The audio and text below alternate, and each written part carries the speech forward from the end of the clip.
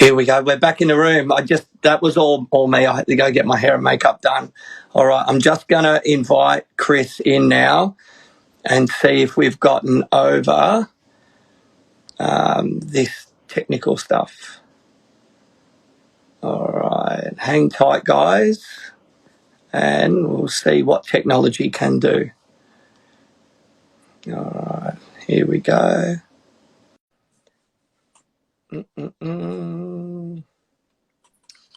Here we go. There we go, mate. Nice. I can hear you now. Awesome. So yeah, I was just letting everyone know that was like that was a ploy on my behalf. I saw myself in the thing and I had to go get my hair and makeup done, mate. So, but we're good to go. How are you, mate? Good? Good. Well, my lockdown started with a bit of a bang, to be honest. Do tell. Well, I got the definition of essential and non-essential, and I was actually wrong on what was essential and what was non-essential. What is non-essential? Obviously, well, tattooing, unfortunately. That's correct. But what I thought was non-essential was in fact essential. And at 8:45 on the Monday morning, I drove into Wollongong with my mask on, thinking something was going to be cancelled. In fact, it wasn't cancelled. So I was laying on a bench with my mask on, with my jumper on, and a strategically placed bluey over my junk as I had a vasectomy. Oh, wow. So that's how my lockdown started. And just when you thought it couldn't get any worse, in walks the nurse, lifts up the bluey to prep me, and it's actually a lady that I fucking knew from the running club. So it was obviously a cold morning. No, it was good. But I wanted to go like this and go, I'm invisible, like when I was 8, and it worked. Yeah. But it didn't. And then the second thing that entered my mind is, how the fuck am I going to explain this to Karen? Mate, the Inspired Unemployed just did a skit about a guy going to buy condoms at the supermarket, and as he's going to buy them, everyone he knows sees him. So that was probably your life Monday morning, that same amount of shock. Yeah, and then I spent the first week of lockdown basically sitting on the lounge feeling sorry for myself in tracky dacks. Oh, mate. So here we go. Ruthless TV's gone so unlucky. We've got people going Sagression. Johnny said hi. So you'll see tonight here, Chris, a lot of comments will come through. So just feel free to, like I say to other people, say hello or ignore, or just give them the love heart, whatever you, or that one, whatever you feel fit to do. I'll give a couple of these now, just in case I don't want to miss anyone. I don't want to single anyone out. So if I don't say hi, I'm sorry. Yeah, mate, we're going to have a bunch to talk. Nice to see everyone. Yeah, it's good. We've got a bunch to talk about, mate. So I'll kick it off, and like I sort of go through these things. So like obviously you come from it's a family of tattooing. Hey Andrew, hey Benji. So what was your first memories of tattooing or tattoos are probably going to be a little bit different to your average tattooer or even, your average tattoo collector. So what were they? Well, I was talking to my dad and my mum earlier today, and I actually did my first tattoo on my dad, a little squiggly love heart, when I was 6 years old. Wow. And subsequently, I covered it up. So I like to say that my first career break was from 6 years old until I think I then started into my tattoo apprenticeship at about 19 years old, something like that. So but I was where was that? Sorry, where was that tattoo done? Was it done back in Wales, in Australia, or in South Africa? When we first come to Australia, because I got here when I was 6, so it would have been done here. Yeah, cool. And then what was the first tattoo that you actually got yourself? Well, my dad made me wait until I was 18. Yep. So no underage tattooing for Chris. And as you know, like I'm not extensively tattooed like most tattooers, but I do have all the good bits done. Yeah. But my first tattoo off my dad was on top of my right arm, and I got a bass guitar with a rose, trad style, and a dragon that looked like well, it looks like one of my dad's dragons, or like that. Yeah, so Party distinctive. dragon. Yeah, amazing, amazing. So from then, like, when apart from 6 years of age, when did you actually start tattooing? While I was just finishing off my first uni degree. Yep. My parents didn't really want me to be a tattooist, to be honest. They really pushed me to further my education. So we had a little deal going where I'd try my best for my HSC and apply to uni, and Yep. then my dad would give me some sort of present at the end of it. And it wasn't forced to go to uni, and I didn't think I would go to uni. So at the end of HSC time, he gave me a plane ticket, open-ended, to the UK, where I'm from. So I went back to Wales for my 18th birthday, and Yep. I was enjoying myself. When I first got there, I went and bought a bass guitar, and because the weather's so shitty there, that's all I did was play bass. And I've still got that guitar too. It's like a head black one. And then the letter came that I actually got in. I was like, I applied to the hardest course at Wollongong University, thinking I'm not going to get in, and yeah, I did. So I came back, and in the 90s, you could drink as much as you wanted on the planes. They just keep bringing them. And I did. Thought you were going to say on campus. No, I got to campus, a hungover mess. I went straight from Sydney Airport down to UOW. Luckily, I ran into a girl that was at my high school that I didn't really know, but I kind of knew who she was, and I followed her around and enrolled in all the same subjects. So I was becoming a fucking accountant, man, before I knew it. I didn't even know what subjects I'd picked. Didn't even know what a commerce degree was. So and it was getting towards the end of uni. I met Karen, my wife, and I was at the supermarket at the end of the road from the uni. And around that sort of time was when I started my old school apprenticeship. I was doing jobs for mum and dad, basically, around the shop. And my first tattoo task that I remember when I would have been 19, 20 years old, was I had to trace all the designs. But if you took the design sheet off the wall, you were going to get arrested or something.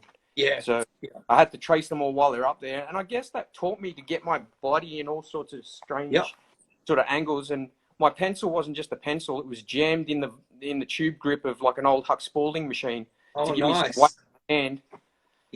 And then it went from there and just gradually developed. And I went through all the same things as some of the other lads you talk to, where, mixing color, soldering needles, which I was worse than Heath at, so which is good because I got out of it a fair bit. No one wanted me to waste materials, so basically other boys took on that role where I didn't have to solder so many things. And I looked a lot better than what I really was when I began my career, because my dad had me just basically coloring in his outlines. Wow, okay, that's like old school production line style. Yeah, so he would get half the money for the outline, and then I'd get like I get a cut of a cut of a cut for colouring it in. Oh, like Max Chade has just said hi, Max, and he said, hey, sounds really familiar. So we got a couple. I'm just going to say Jimmy May said couple of legends. Well, thank you, legend. And then Benji's asked if I'm on the cordials. It's actually coconut water, Benji. And Benno's having a laugh. So yeah. So just quickly on Max, I remember one time you said, or you mentioned to me, that when Max's son, Zach, was learning to tattoo, he'd come down and spend time at the family shop too. Yeah, it was me and Zach. We did shifts together. I mean, it wasn't exactly like a Sydney shop. We weren't doing like a split shift. It was still like 10 till 5. And then on a Thursday, it was sometimes 10 till 7. But I remember it wasn't a lot of shifts, but we did a few together. We had a good time. So you was it South Coast Tattoo where you started? Is it Corrimal? Yeah, that's it. And that shop's still there. Todd Healy, he still owns that shop. Yeah, it's amazing.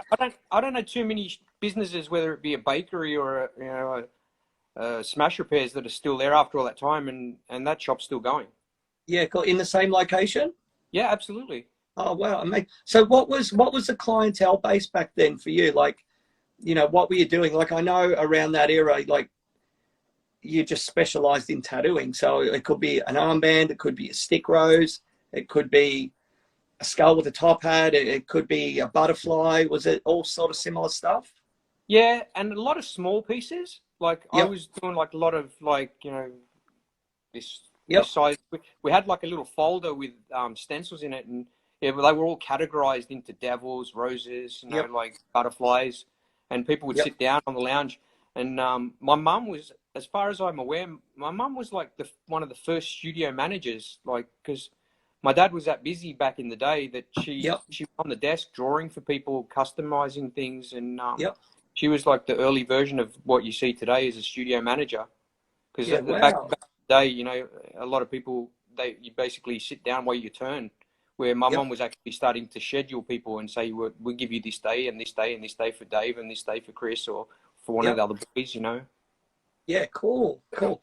So, um, tattooing is obviously a family affair. Can you tell us a little about, like, I know you just touched on it then, but about your mum and dad's history coming from Wales over to Australia? Like, I believe they did a stint in South Africa. Yeah, I was nearly born there. I was created there. Yep. I don't want to think about that bit, but that Okay. makes me feel Fair different. enough. Fair enough. um, so, and at the time it was apartheid, brutal, Yep. you know, horrible way for people to live, Yep. and against, you know, what my dad and mum believe in, Yep. and mandatory conscription once you get to 18. So Yep. they moved back to Wales to have me in Wales. Yep. So I was born there, and then we moved to Australia when I was 6. And my dad's a fitter and turner, and he came Yep. to Port, like, because Port Kembla's got the steelworks, he came here to get a job as a fitter, and he's probably the only immigrant that failed at that. So he Yep. opened a tattoo shop because he'd been tattooing in Wales and tattooing in South Africa, you know, Yep. on the low. And he just Yep. went out and opened a shop in Port Kembla because there was nobody there. I think Johnny Nash had one there, Yep. but it's been gone for a while. Yep. And there was basically no one there. So he opened one in Port Kembla, and Yep. then from there he moved out and had a shop in Wollongong, Yep. right in the city, like in the middle of Wollongong. Yep. Then we moved back. My dad's dad, my grandfather, passed away really unexpectedly in 1983. So then we moved back to Yep. Wales. That didn't work out. I was getting Yep. bullied. Mum wasn't happy. Dad wasn't Yep. happy. We moved back, and then he started working up in Sydney. Then he Yep. had a shop in Tempe for a little bit. Then he Wow. started working with Big Pete and Max in the Cross. They helped him out Yep. with some shifts, and then he Yep. moved on to work in Dutchie shop in Moorebank. Yeah, that's right. Yep. Yeah, amazing. After that, then he opened that Cornwall studio. So that kind of took us right up until you know, the 90s. Yep. Yeah, cool. And so now, you know, your wife and your girls are tattooers as well, and you've got 2 shops now. Yeah. Mum and Dad have still got a shop in Windang, which they had at the same time as Cornwall. Yeah. The idea was to sort of make it so me and him could spend a bit more time together. So we sold the Cornwall studio, and then we moved into Windang. And then Yep. it's about 3 years ago, my girls wanted to do a little bit of cosmetic tattooing as well. So Yep. we opened a location where it was a little bit more suited to that. Yep. And now Karen's been tattooing about 15 years. Kiara, my eldest daughter, has been tattooing for 5 years. And Amazing. my youngest daughter is my first apprentice. I waited till I was nearly 30 years in the game before I could Wow. get the time to show and so on. So I'm quite proud that she's my first one. Yeah. Like it's so rare and so nice to see. Like, you know, I know your mum and dad and your family. It's such a cool thing, mate. You're all like beautiful, amazing people, have the best for tattooing, and you know, set a really good standard. You know, it's amazing to see. So can you just, before we move on to maybe some music stuff and then come back to tattooing, can you give us a breakdown of who's working in each of the shops now? Yeah. In my dad's shop, there's still my mum and dad. I do shifts there. Usually I'm there on a Tuesday. Ryan Lawler's there. Mohan, who you've met at the Nepal convention. Yeah, he's from there. Nepal. Yep. He'll be moving on because he's got to move up to Bathurst because of the, you know, like his permanent residency status. Christian Lechner and Sven Salen. That's in Windang. And then there's myself, my wife Karen, eldest daughter Kiara, and Kristen. Just the 4 family in Wirrala. Yeah, amazing. And I remember I came down a while ago. I had the honor of doing a guest spot at Windang, and you put me in your dad's booth on his day off. Yeah, like the pressure, like, you know, because I know, like, you know, me growing up, looking at, you know, I grew up in Melbourne, started my tattoo career there. You know, I'd been to the PTAA conventions and see the bodysuits like that guy Rod Naden with the big mustache that had a lot of stuff from, I think, one of the Scousy family from Bristol. Had old tattoos on him. And like, your dad has done like there's a lot of bodysuits going around now, but you know, if you put like the best of the Sydney guys doing all the big work, like your dad's done so much more big work on people over the years, and it's still in that era, and like his style is so unique and recognizable, like wall to wall color, like solid, just like high impact tattooing, and like built to last. It's yeah, so that were my first memories of bodysuits actually, in Aussie stuff, and yeah, your dad's and whole family's amazing. So yeah, it's cool. Try being his son and a tattooist, mate. You know, pressure.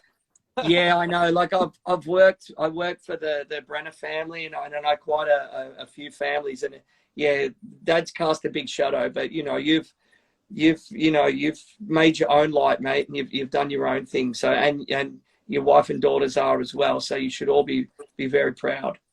Oh, that's really kind, mate. I really appreciate that. Thank you. Yeah. No, it's good. So you've lived multiple lives in your what 25, 30 years on the planet?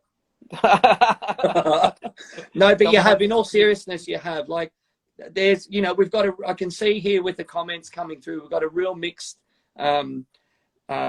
group of people watching tonight. So you played in one of Australia's earliest and most successful metal bands. That's correct? Yes. Yeah. So when did music come into your life? Because from what you said earlier, was it when you went to Wales on that first time?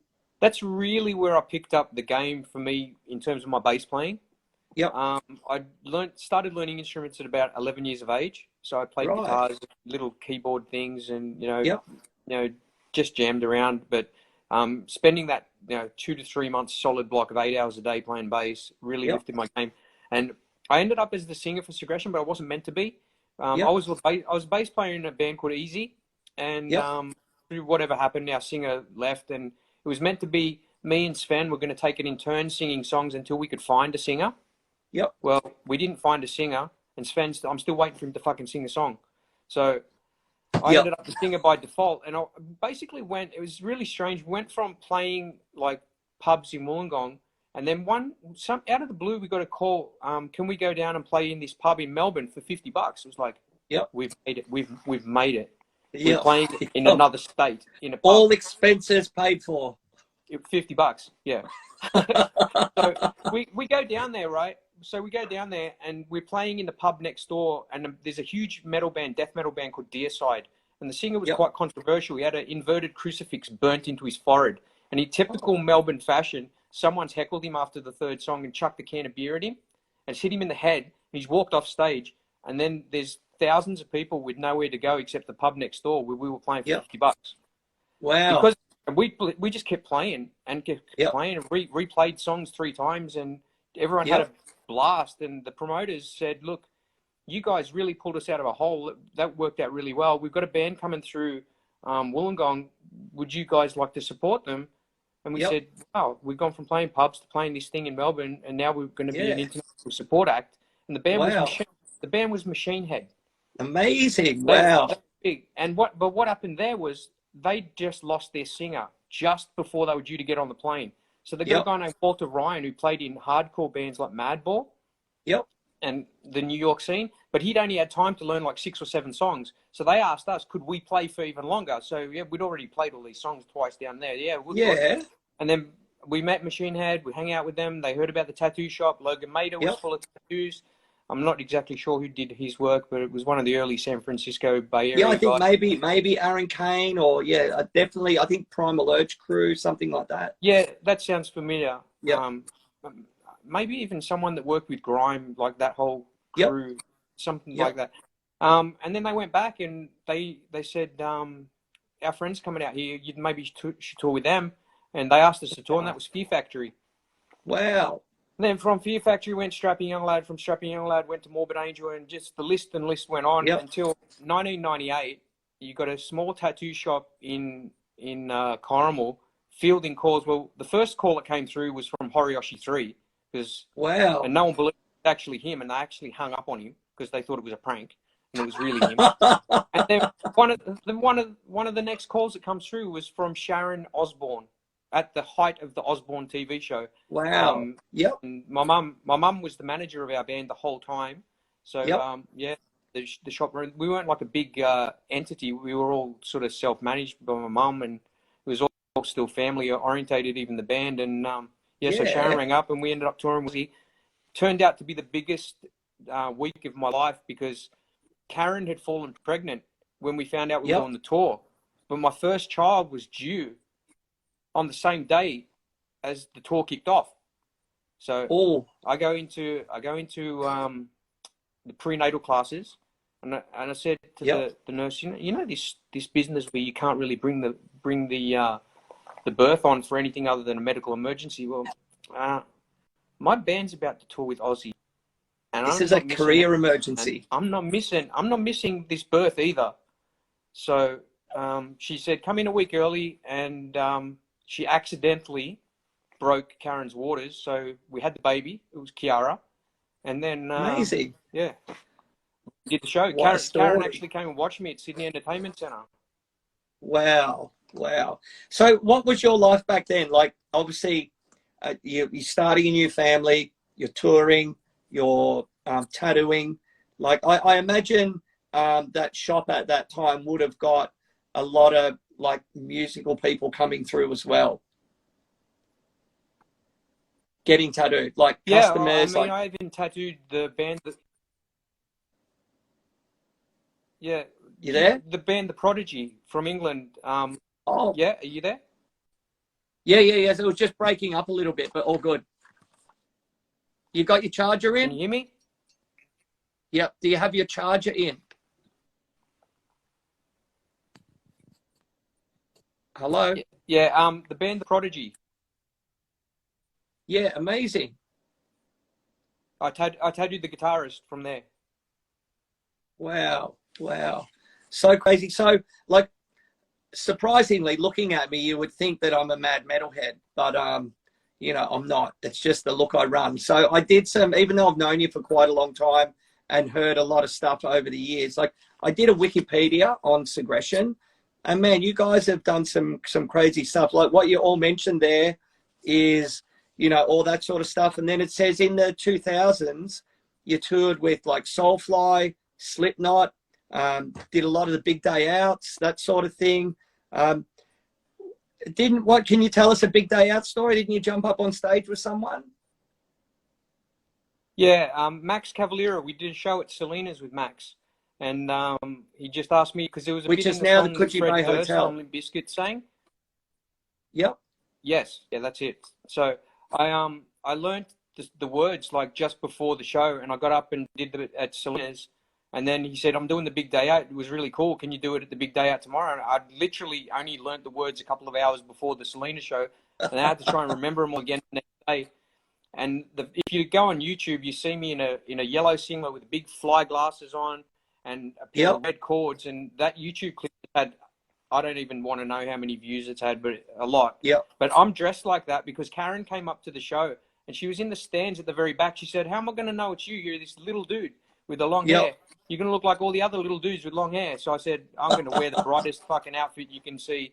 And I'll look like a little yellow and pink Teletubby. Amazing. So then in Wikipedia as well, it says you moved to Chicago for a period of time. What's the story there? Well, when we toured with Slipknot, their tour manager, Danny Nazell, who's now the assistant to Dolly Parton, believe it or not, that's his job, straight from Slipknot. But from strength to strength. So anyway, he took a shine to us and introduced us to some people that would manage us over there. So we flew into Chicago, but we actually lived in Grand Haven, Michigan, right on Lake Michigan, freezing cold. But yeah, we were there for about 3 or 4 months. We played shows with people like Hatebreed and Shadows Fall. We recorded in Chicago with the guy that did the Disturbed records. And we were meant to go back again the following year, but that's when the planes hit the building and everything sort of got like it is with COVID thrown around, Yeah. That was definitely one of those eras that things changed a hell of a lot. Like it was a nightmare to travel. So where's Segression at now? Like, I know it's been a long Uh, career. You did something a few years ago, didn't you? Didn't you guest vocals with someone, or? yeah, I've done songs with Bloodstep and Jared from Head PE, but we also Yep, released the song in the last COVID lockdown. We released the song, the follow up to Fifth of the Fifth, called Blood on the Sixth. We haven't yep, toured. We've had a little bit of trouble internally with the band with one of our members that I don't really want to discuss, but he's not very well. yep, yep, So he's doing fine, but just not well enough to tour and to do what yep, we do live on stage. He just doesn't have that strength. yep, So we wait and see now with COVID if everything calms down and his health remains pretty stable. We'd at yep. least like to do at least one more tour. Yeah, mate. Yeah, I'm sure you guys will have it in you. So, all right, I'm going to talk about some other sort of stuff now. Like, I think I remember, like, obviously I'd known of your dad. I think earlier in the week, I think, or last week, I spoke with Dean Reardon, and I remember being at one of the Sydney Tattoo conventions when it was at the Hordern Pavilion, the entertainment quarter, and Greg Ardren walked past, and I was like, my God, that's Greg Ardren. So I went and chatted to him. And then I reckon about half an hour later, you and your dad walked past. And correct me if I've got the story wrong, but I'm pretty sure I came up to you both and said, oh, excuse me, are you Dave and Chris Rand, and introduced myself. And that was kind of like the first time we met. Oh, we're frozen. I think did you get that?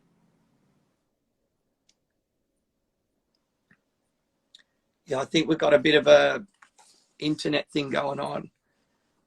Yeah, I can hear you now. Oh, yeah, cool. So I was saying, like, at one of the Sydney conventions, like, I'm pretty sure, correct me if I'm wrong, you and your dad walked past, and I come up and introduced myself and had a really nice chat with you both.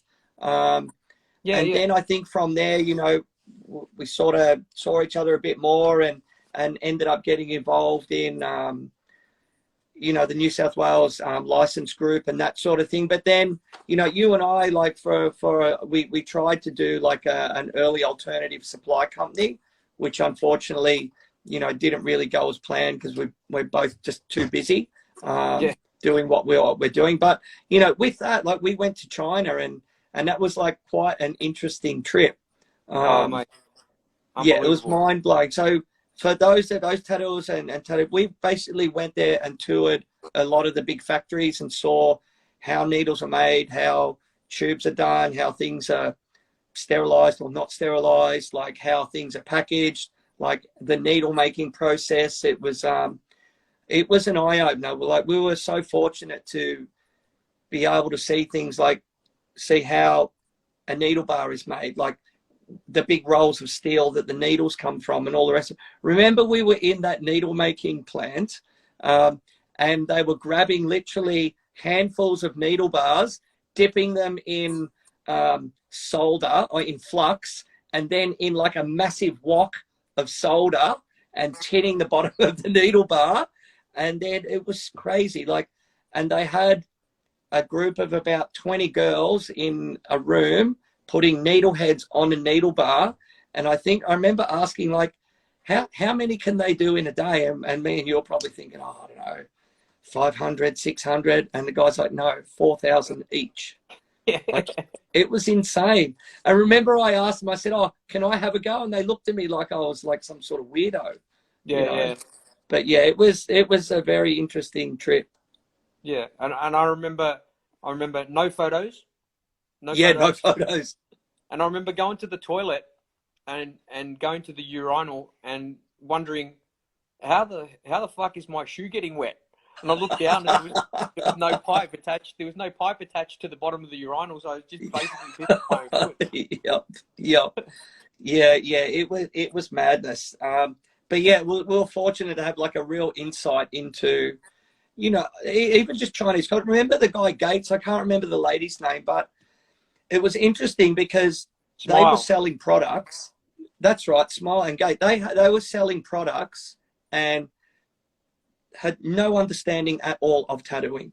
And then, after spending time with them, a customary thing of they want to buy you lunch and dinner and get you drunk, all the rest of it. It's like, it was kind of more like a socializing thing than, like, we were like rushed through factories pretty quick. And I was like, no, I'm putting the brakes on. and I'm taking all sneaky photos here and there.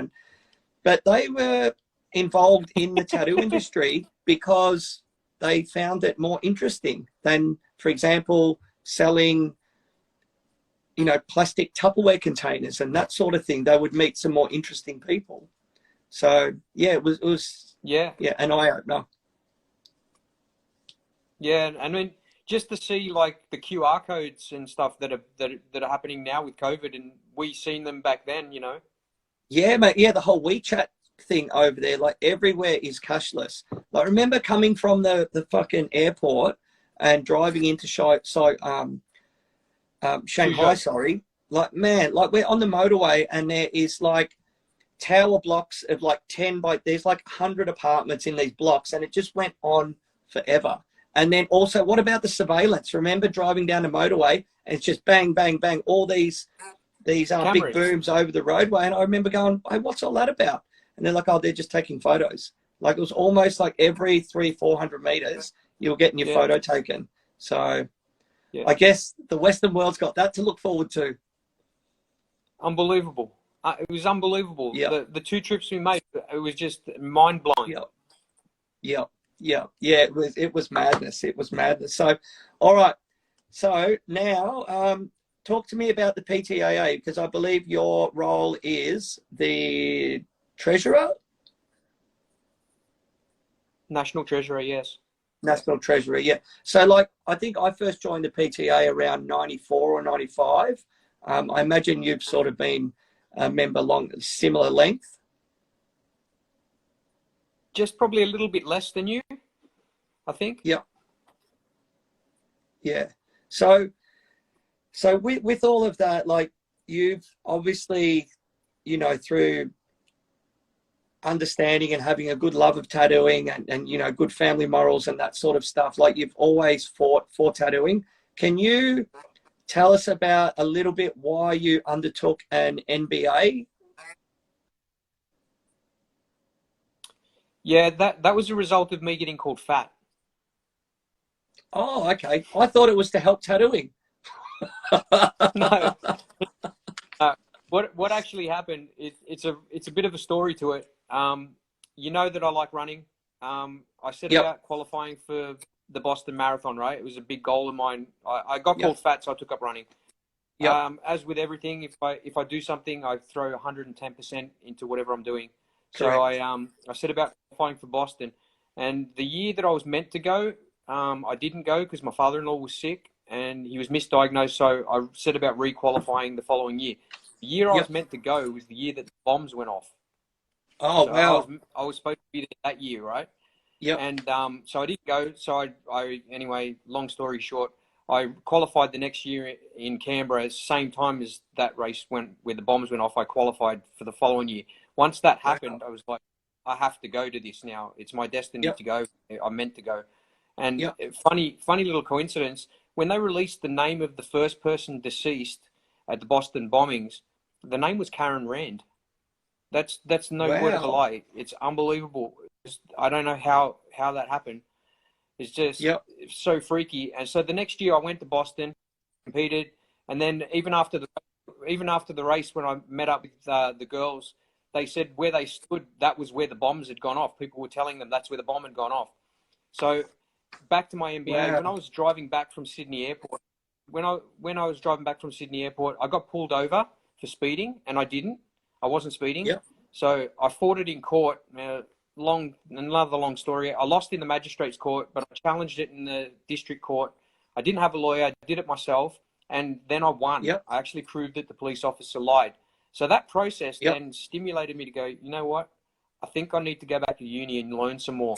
So I did a graduate certificate and a graduate diploma in management, and then that led me into an MBA. It was just more, they were the sort of areas that I thought, you know, I was intrigued about, and that would link up with the previous education that I had that set me up. Like, I pre-qualified because I already had a commerce degree.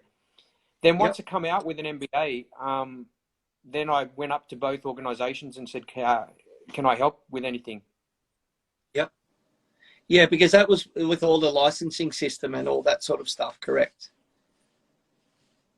Yeah. So then with my knowledge of the industry and with my knowledge from uni, I combined the two together, and I realized the only way that you can sort of get through these things is by gathering data. So I set up the Facebook group, and we started polling people and asking questions and getting feedback and getting on the phone and emailing and finding out what people in tattooing really.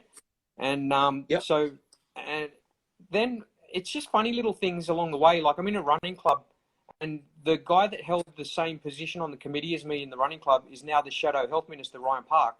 So I got connections through there with him. And then I actually took another role as a co-music director for a fucking Christmas carols. I get involved in all these things, and I don't know what makes me do it. That's because you've got a good heart, mate. And you've got a good heart. And thanks.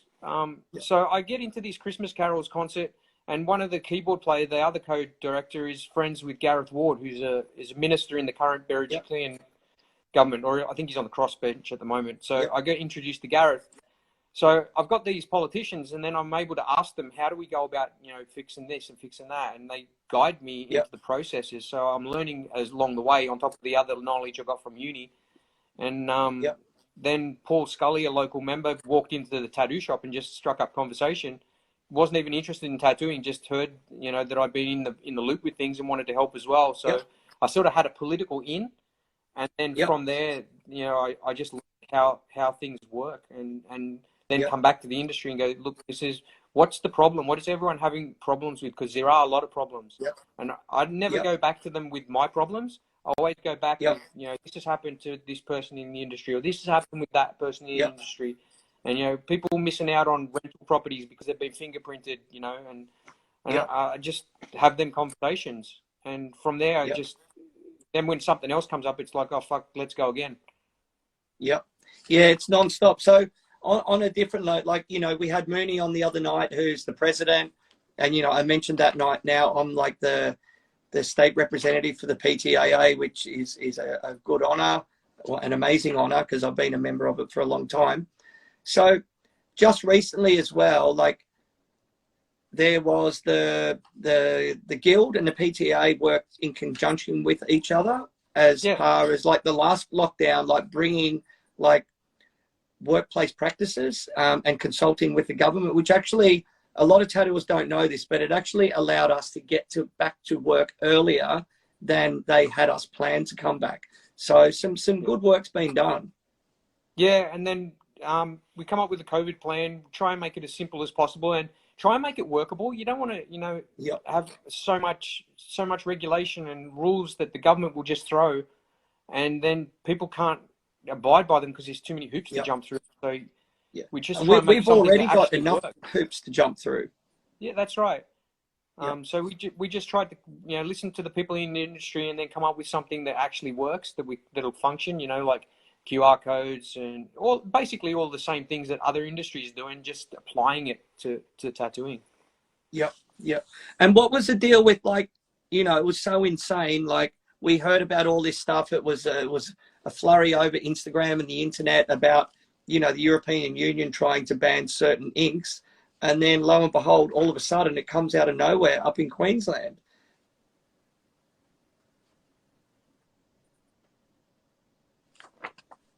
So what you there, mate? I think we got a bad connection again. Yeah, so what I think happened there. Sorry, go ahead, mate. You're back in the room. I've seen stuff on Instagram as well. It was a little bit. Yeah, I'm here. Yep. Mate, you're coming back. It's a bit intermittent. Yeah, we got bad wind down here. I think it's probably to do with that. Did you just say, sorry, you broke up again. Did you just say you have bad wind? No. Oh, okay. As a community. Okay. So you basically. I saw stuff on Instagram. I saw stuff on Instagram that was concerning, where people thought that we were fear-mongering and that we were, over-exaggerating the situation. But when you actually were privy to what the standard was and what, they were proposing, and then you're in touch with the pigment companies who just knew that we can't comply to this, it's like, well, if they can't comply to it, what the fuck are people going to tattoo with? And I don't know how that could be fear-mongering. So the main problem was that the government up there didn't consult with the people that make the pigment, And on top of that, they haven't had one case of anyone being sick from pigment. Yeah. Yeah. Yeah. It's insanity, isn't it? Well, thankfully, you know, you guys in the guild went up there and did some good work and managed to quash that one.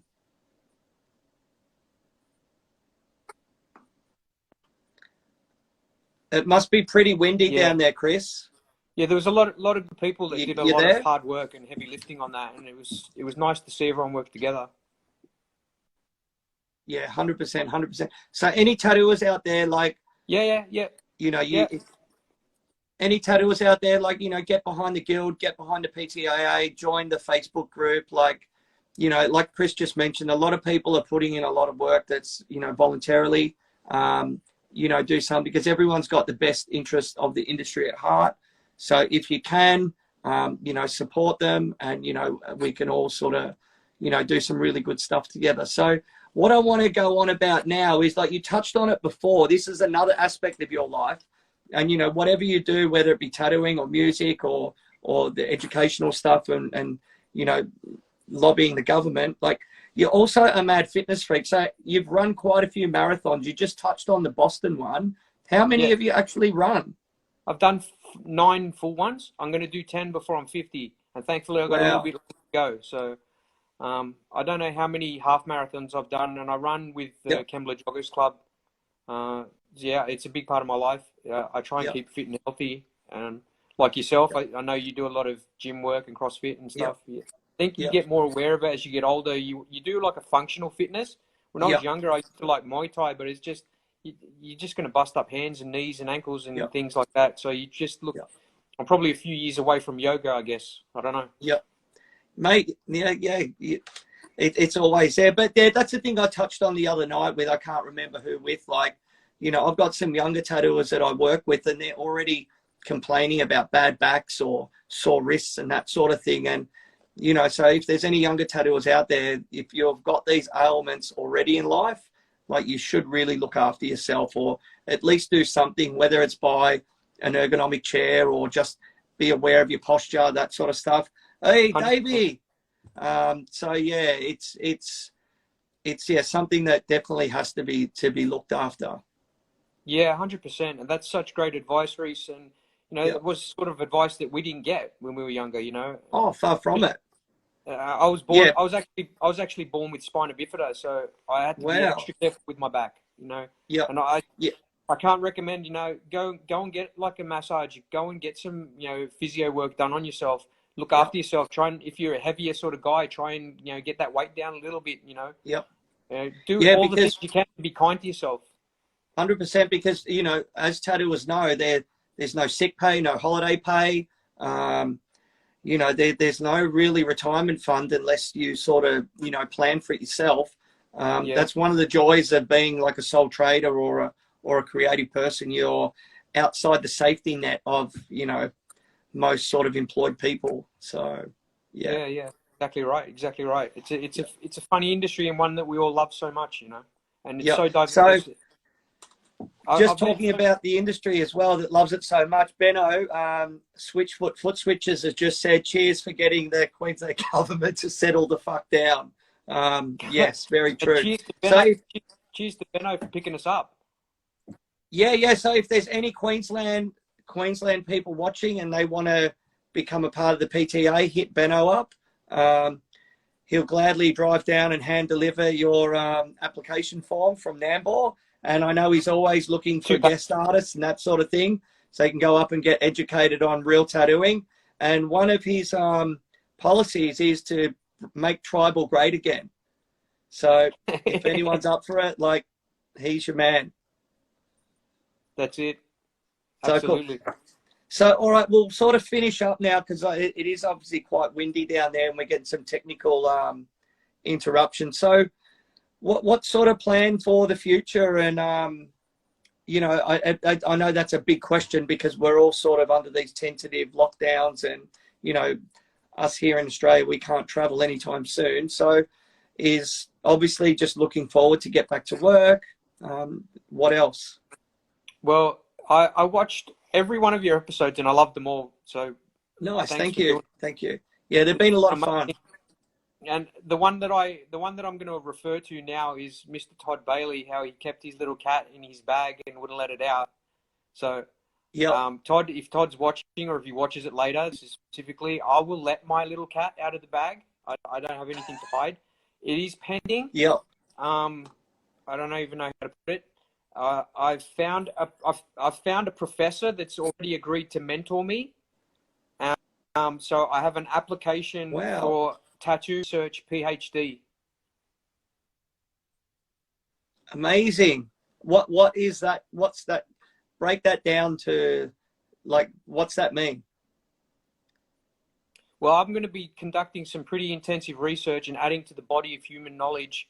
And it's going to be based, I can't go into the specifics of it because if I do and somebody else beats me to it, then I've wasted my PhD. But it's going to be based on New South Wales and Queensland tattooing. And I'll be doing a lot of research, and there's some pretty big questions that I've got to ask and find and discover answers to. And then at the end of it, if I do complete it, then I get to call myself doctor, which is a bit of a wank. I would say it's not a question of if, it's just a question of when.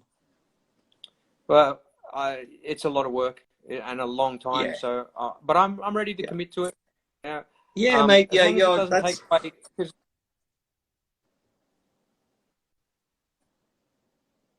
Oh, you're breaking up, buddy.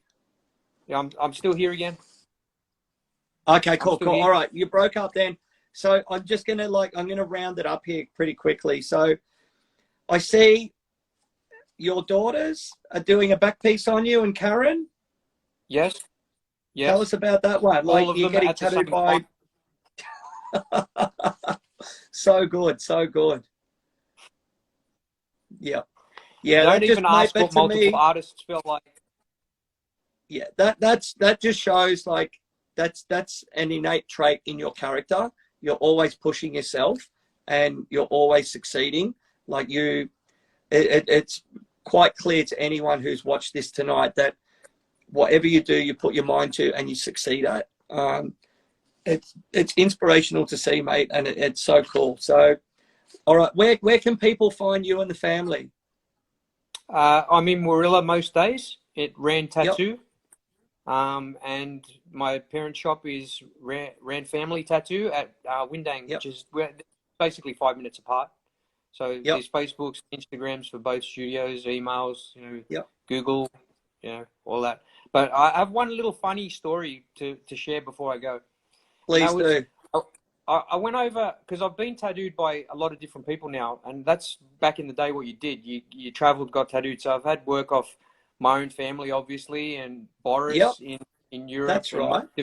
Didn't you get your armpits tattooed by Boris, you sicko? Yeah. I got Boris to do one and Carson Hill did the other.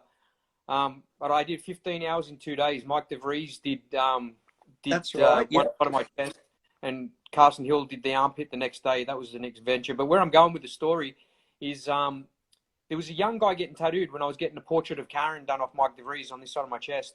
Yep. And he was getting a Nosferatu on his calf. And Mike was talking to me, and I was talking to this young lad, and he seemed so nice and so humble. And he's a tattooist himself, had just started. And everyone was saying, this kid is going to be something in the world of tattooing. And then he come back the next day to have his photo taken of his Nosferatu. And he sat in with me while I was getting my tattoo done, and we hit it off, and he was such a nice guy. And I lost contact with him, and we didn't really stay good friends. But that artist was Nico fucking Hurtado. Wow. Amazing, mate. Yeah. It's little things like that set you on the path. Like when I come back from getting tattooed by Carson, and I worked with those pneumatic machines. That's right. I did my dad's head in. The compressor was fucking louder than a Mickey Sharp's coil. He told me, throw those fucking things in the bin before I kill you. And I ended up lending one to Byron Dreschler, and that was the precursor to them starting Inkjector. Because Injector had was it the Pneuma? Yeah. So Byron's first experience with the pneumatic machine was a little Captain Spaulding tattoo that he did with my machines. Wow, amazing. And there you go, the rest is history. Yeah, and the only other thing that I'd like to add before I go is I'd like to apologize to my dad for the amount of times I've quit on him. because one time he wanted to fill the shop with green carpet, and I said, I fucking quit, man. I can't work with green carpet. And Did you get the your other way? time was yeah, he didn't do the green carpet. And the other times that I quit, there's a few times that I quit is because I tied with him for the first time. I actually stepped out on my own, and I won some awards at the PTAA show at the Motorboat Club, and I tied for best artist with him. Yep. But I had more first places. Ah. But he kept the fucking trophy.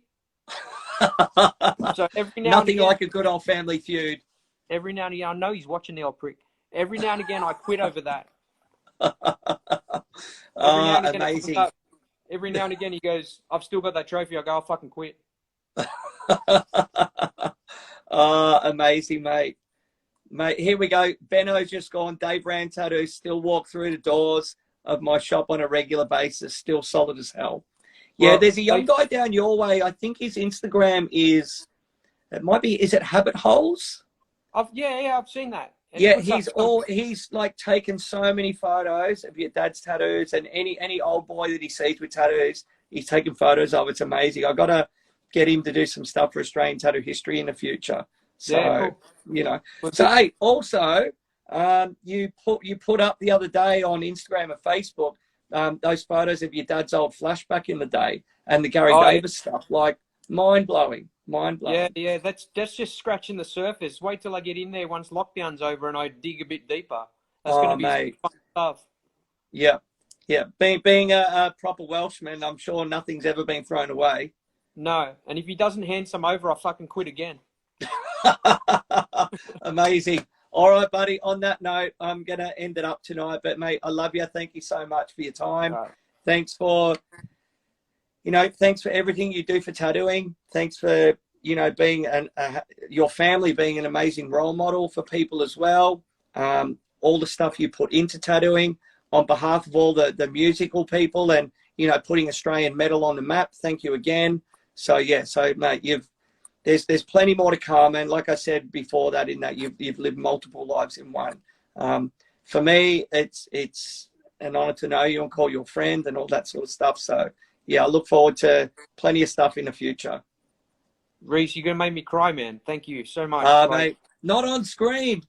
No, well, and to everyone that's been writing the little comments that I haven't been able to get to, man, I love all you guys. Thank you very, very much.